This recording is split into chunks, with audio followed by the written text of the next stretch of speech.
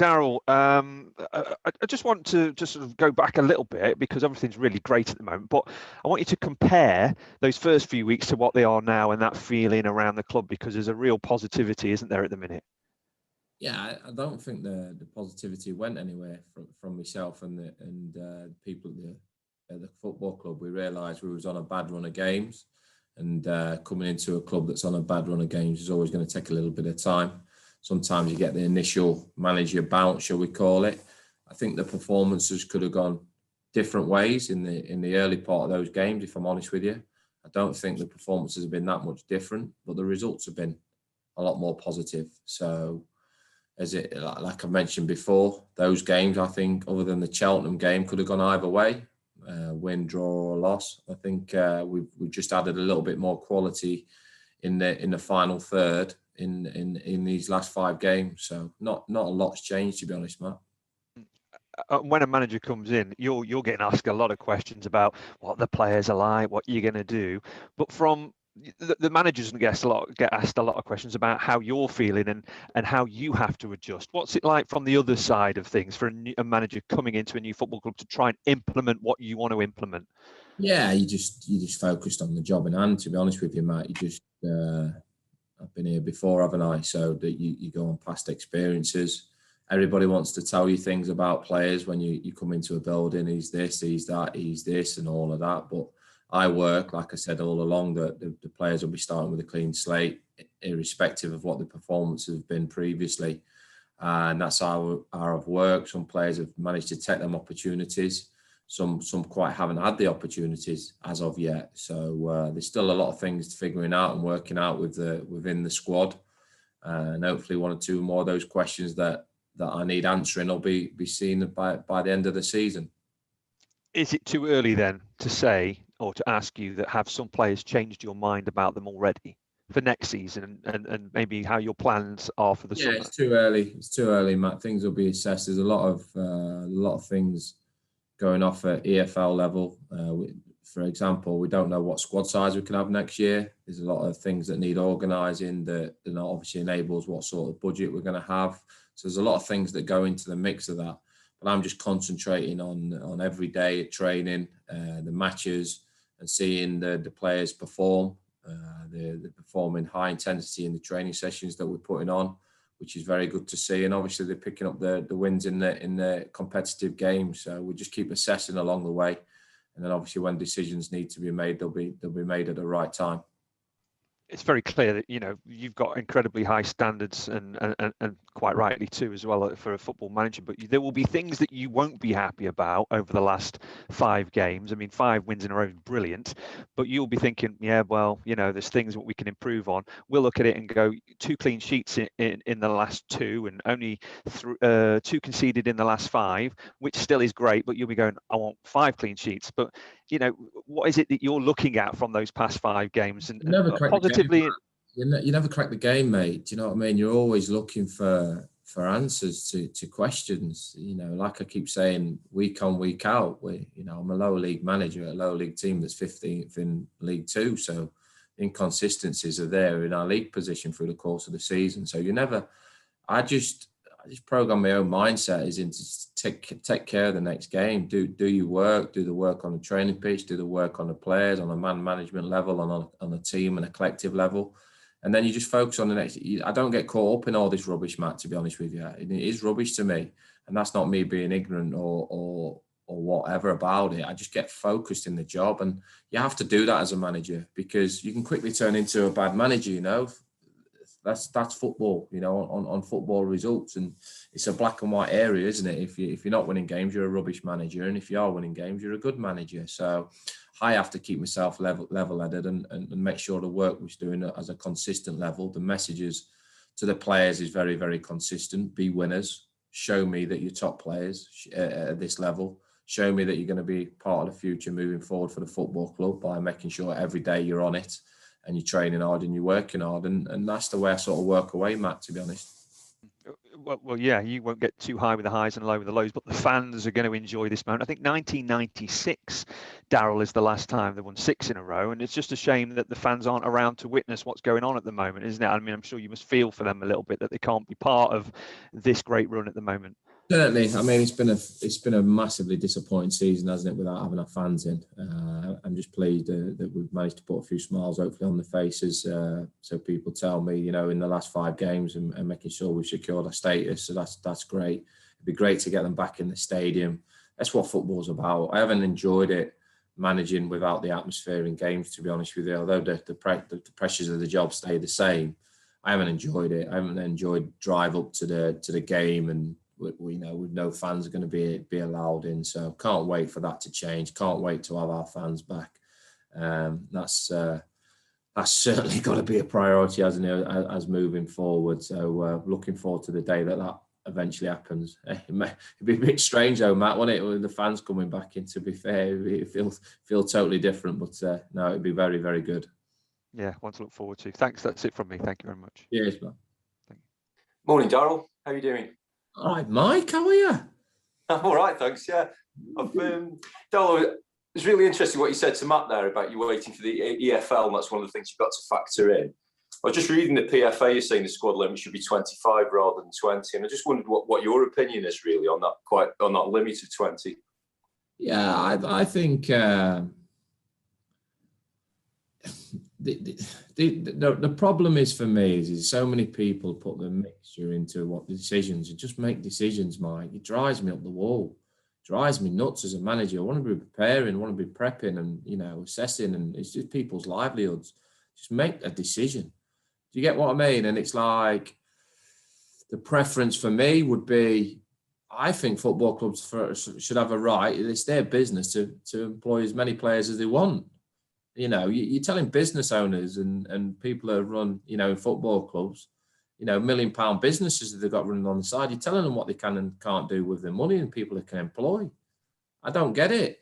I'm all for sustainable football, without a shadow of a doubt. And the way you do that is clubs spend within the means. And if they don't spend within the means, then they should get hit hard with massive point deductions and fines and stuff like that. So, yeah, it's a strange old situation again, and it's definitely us managers, and I'll probably speak for most managers up and down the country. We just want clarity.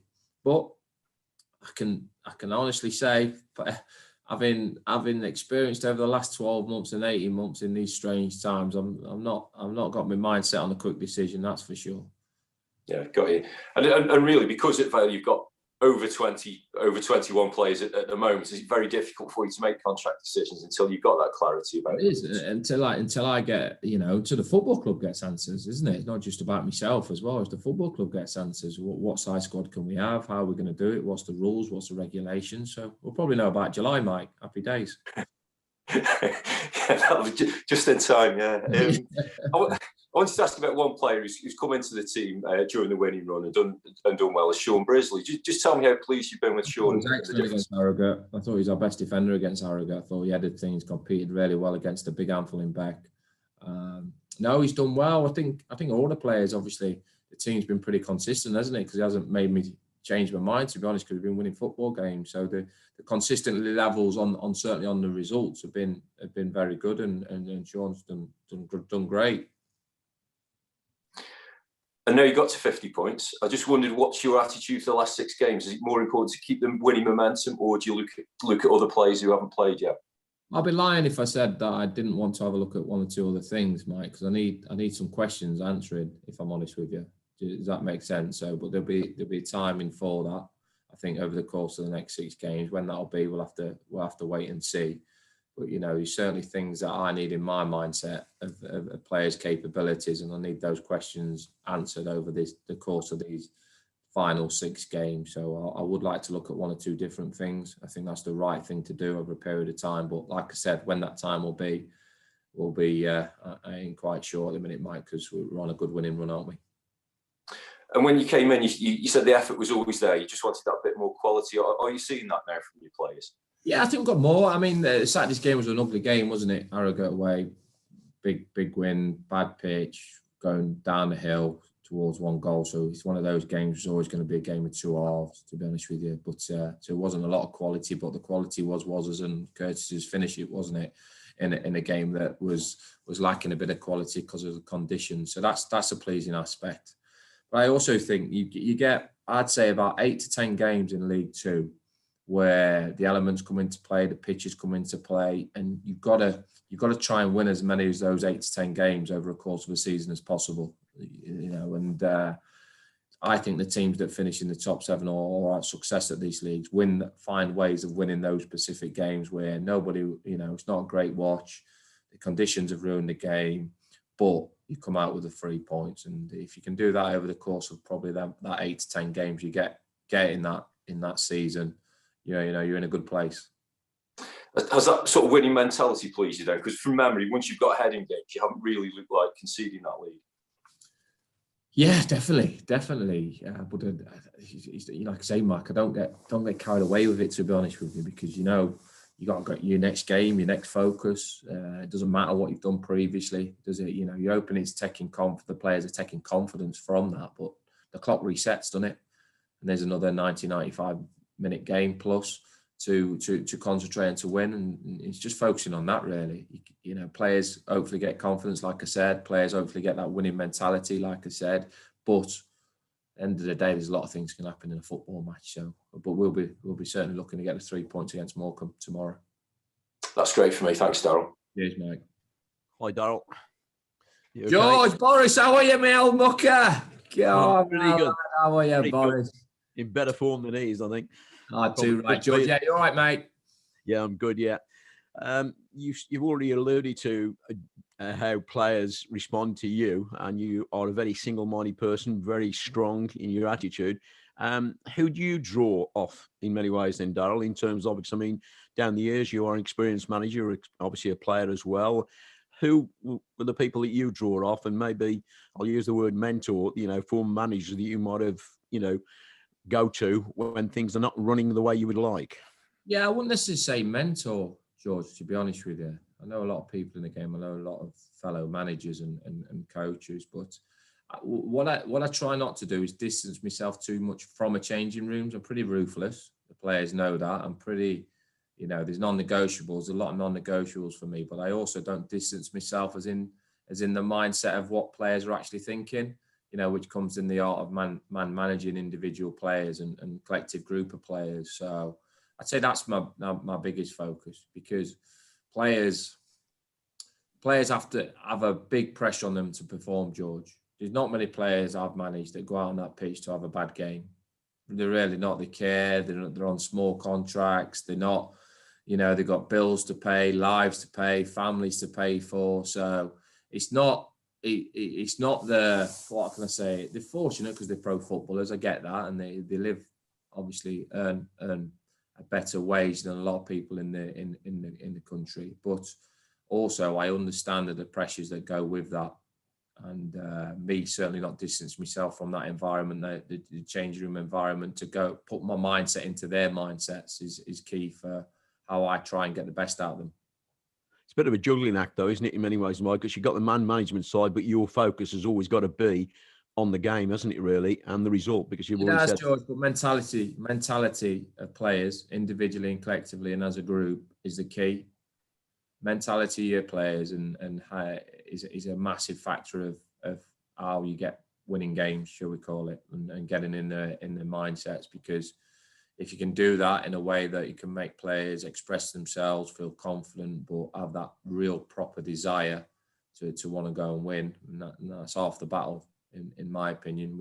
Us managers and coaches, we've all got game plans and tactics and whatnot, but if your mentality of your squad is not right, you're in a bad place. You appear to have got that in the right direction at this moment with the group of players you've got, because they're all different personalities and different situations. Some want an arm around them, some the other way around, and that's part and parcel of the modern day management now, Darrell, isn't it? It is, and I think the top managers have both now, George. You talk about the top managers in the country. They're great, fantastic man managers. You can see that with the connection they have with the players, but also they're very good at coaching on the coaching grass and getting the intensity of the coaching right. And I think you've got to have both now as to succeed as a manager.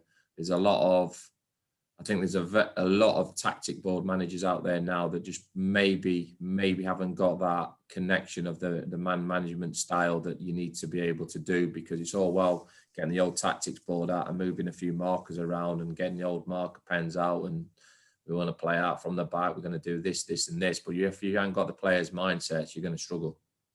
You've certainly got the mindset going into this game. The momentum is with you in Darrell and the team as a whole. And they've got the belief, and you already alluded to, there's different ways to win. You've said that on a couple of occasions, and there are. But I suppose, do you have to consider entertainment, Darrell, in terms of, because a lot of people do? Certainly, yeah, massively. But you got to, at the end of the day, you don't want to entertain and beat 4-3 every game, George, do you? The game is about winning. It's impossible to go and entertain at Harrogate's pitch. We've had some great 30 minutes against Newport at home. Oldham, where we drew, I thought it was a very entertaining game, but it was a 0-0 because we didn't have a bit of quality in the final third. So there's times for that quality, but there's also times where you've got to roll your sleeves up and do the ugly side of it. And we've been in a relegation battle, George. It's no disrespect. What have I done with the team? I've made us hard to beat, in my opinion. I've made us physically strong. I haven't made us pretty on the eye. No, I get that. I think we've had spells where we've had that little bit of quality. But it needs must situation, George, isn't it? And if anything, entertaining's had to go out the window to make sure that we secure our status, and hopefully we can build. Hopefully I can build a team that's obviously a good watch. How do you view Morecambe then? How you assess them? Because Derek Adams has done a good job there, and normally, and not being discrediting them, they're usually the team that most people see at the wrong end of the table. But they're right in there with a chance, aren't they? Yeah, I think he's got it. Derek's deserves all the plaudits he gets to get Morecambe in the top 7. There'll be a bottom. I'd imagine there'll be a bottom 4, bottom 5 playing budget. They've over exceeded expectations by a country mile, but now I know Derek, he's a winner and he'll want to be finishing the job. He had success at Plymouth, a big football club in Plymouth, and his experiences, he took that to Morecambe. So we expect a difficult game, but nonetheless one I think we can win.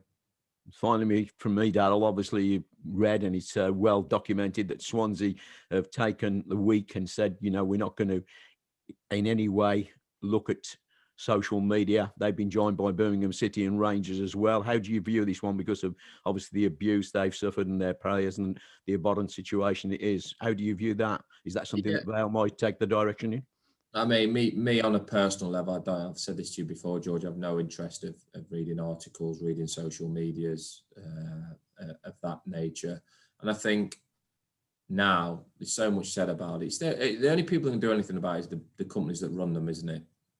And it's just talk, isn't it? I mean, they can do so much more, but then they don't get the hits, do they? They don't make the money if they make things harder for people to go on social media, banning accounts. So it'll all go down to finances, George. That's what the world goes down to, isn't it? So how much do they genuinely care to get these things offline? The racism, the hatred, the bullying, how much do they actually care? I don't think they care at all, to be honest with you. They're all talk until that action's what they talk about, and they're going to take the actions. It'll always be the same, George. And I think there'll be more teams, more individuals getting themselves off the platforms, because it certainly doesn't help a lot of people's mental health, does it? No, it certainly doesn't. Thanks for joining us, Darrell. All the best tomorrow.